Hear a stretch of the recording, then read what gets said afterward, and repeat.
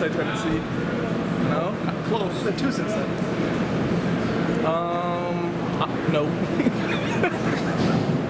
You really don't? No, don't. Oh, Ohio State. Yep. And? One after that. Dang. Penn State. There you go. Yeah. Dang, yeah, it was a while ago. That's why it's kind of hard to remember. Did you need a road win? I mean, just for morale? Yeah, definitely. Just a confidence booster to know that we can play like that on the road, especially towards the end of the stretch here. We still got a couple road games left, and I think that just helps our confidence overall. Speaking of confidence, I assume if a guy shoots as well as Brad did today, not that he was the only one, but that's got to help.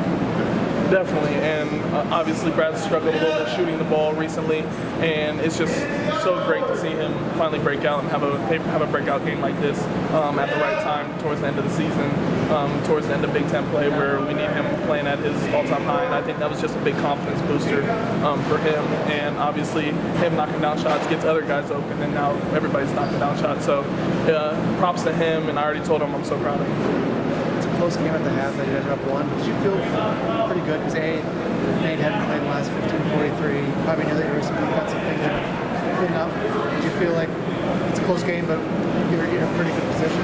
Definitely. I think that we had some defensive lapses. They were getting to the rim too easy in the first half, and coaches addressed that at halftime, but nobody was in a panic or anything like that. We just kind of went out there and we played calm, and then we started to get stops on the defensive end, and we got that momentum and took the lead.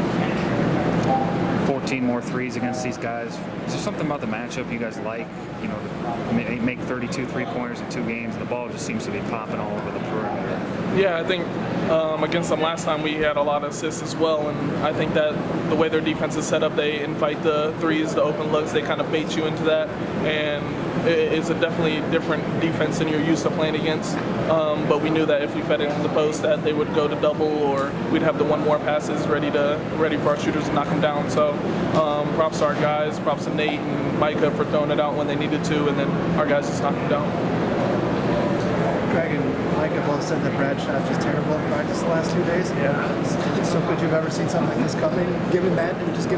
I mean, it was hard, but he was due. He was definitely due for something like that. He has not played or shot it well in practice. He's still doing the other things that Brad always brings to the table, but I know he was in his head a little bit after practice yesterday, getting up extra shots after practice, but just working on with Tuck and keeping his confidence motivated and keeping him at high self-esteem, and really showed today. I know you're going to have a little time now to prepare for Purdue, but what's got to be different Tuesday in Madison, which is what happened down there? The toughness, and I think that we got bullied early on in the game against them. We didn't get stops when we needed to, so it's definitely going to start on the defensive end, just shutting down whatever they do on for their offensive end. So I think offense is going to come and flow, especially playing at home. We play with a little bit more juice on the offensive end, but defensive end is where we're going to need to get done.